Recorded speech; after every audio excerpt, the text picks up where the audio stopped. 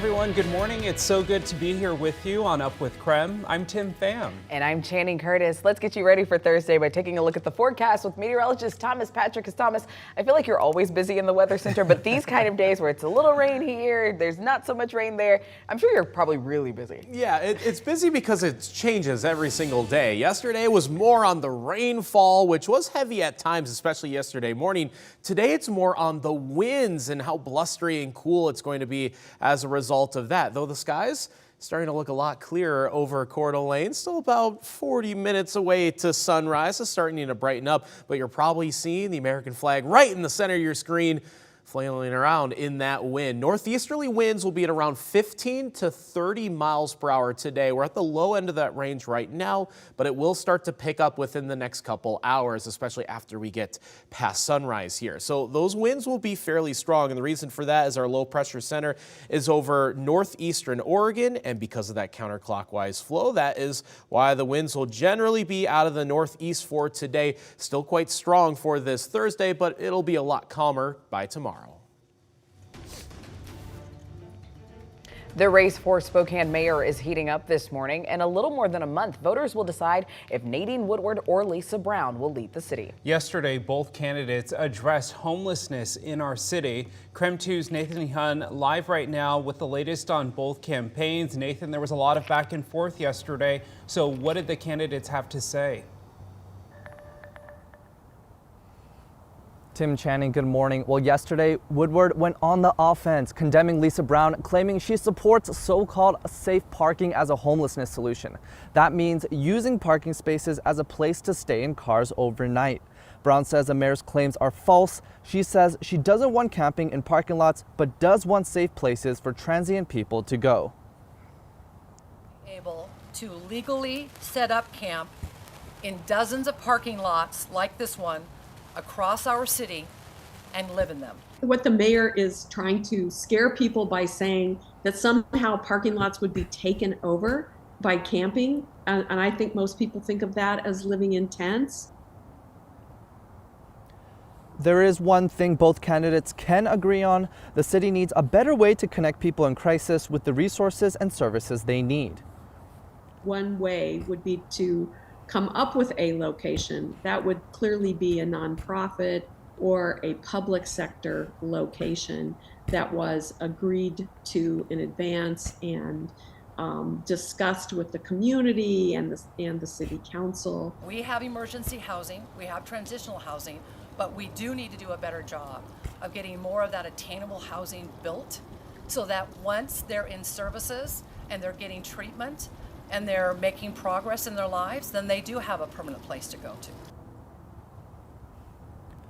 We reached out to the city's Housing and Human Services Department to find out just how many people are living in Spokane out of their cars. We're still waiting to find out if there's available data, but we did learn that of the illegal camping complaints received through the 311 call center, about a third involve vehicles in some way, like sleeping in a car or living in an RV.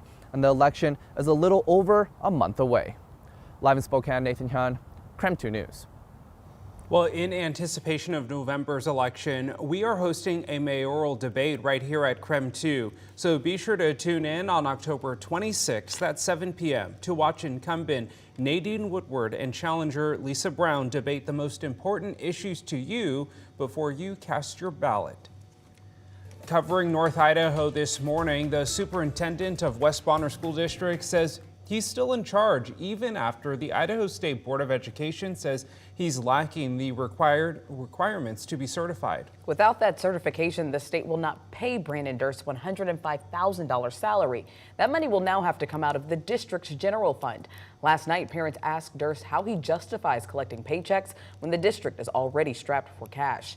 Durst claims that he brings added value to a struggling school district. The salary you're paying me is a pittance to the savings you're going to have in the long run. That's the argument that I would make. I came here to do the right thing for the students in this district, and I'm going to continue to do that. Durst still thinks he can fix the district's budget and academic issues, but some parents and teachers are not convinced. We have children we need to think of. Our school district is a mess, and we need to get it repaired. Mr. Durst is taking credit for hiring 32 people when we had 37 leave because he got hired. That's not credit he should be given. The school board hopes to meet next Wednesday to further discuss the issue.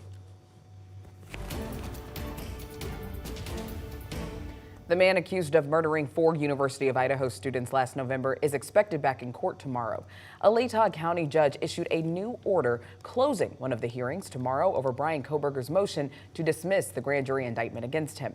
The defense wants the judge to dismiss the indictment based on what they say were a biased grand jury, inadmissible evidence, lack of evidence, prosecutorial misconduct, and mistakes in grand jury instructions.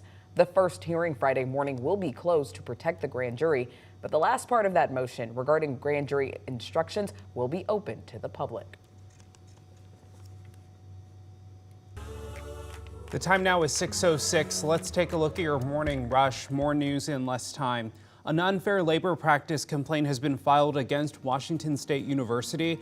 The Academic Student Employees Union claims the university is not negotiating properly over health insurance. Bargaining began back in February with no deal reached on insurance, wages, and student fees. We have an update this morning. The dog shot by a Spokane police officer has died. 22-year-old Travante Selke Moore was walking his dog when officers tried to arrest him for escaping custody. When Selke Moore tried to run from police, the dog bit an officer. The officer then shot the dog.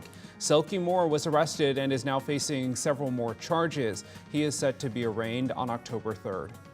New details this morning. A Spokane woman accused of lighting fires in the West Hills neighborhood last month is now facing charges for 5 other fires at the Dishman Hills Conservancy. Vicki Smith was arrested in Western Washington on August 10th for starting fires in the West Hills of Spokane. Smith says she wanted to send a message about homelessness. Her trial date has been set for November 13th. New this morning, songwriter Noah Kahan announced he'll be coming back to Washington next summer.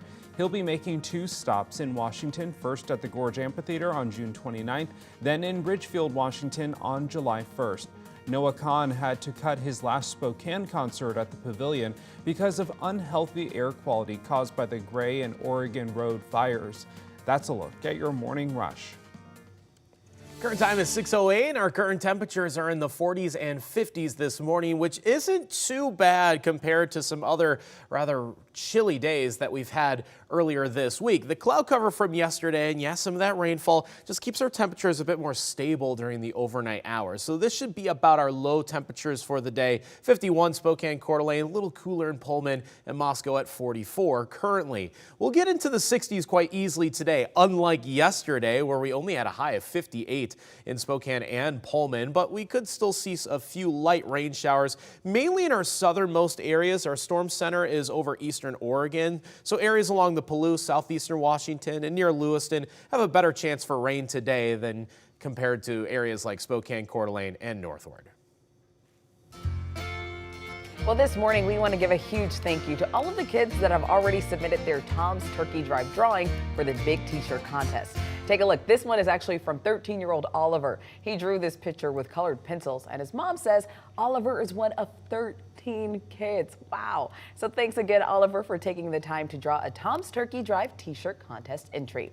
Now, we want all kids to submit their artwork for one of our favorite KREM Cares events. The t-shirt contest is easy to enter. Kids 18 years old and younger just need to draw a turkey in some fall colors. You can use crayons, colored pencils, markers, whatever.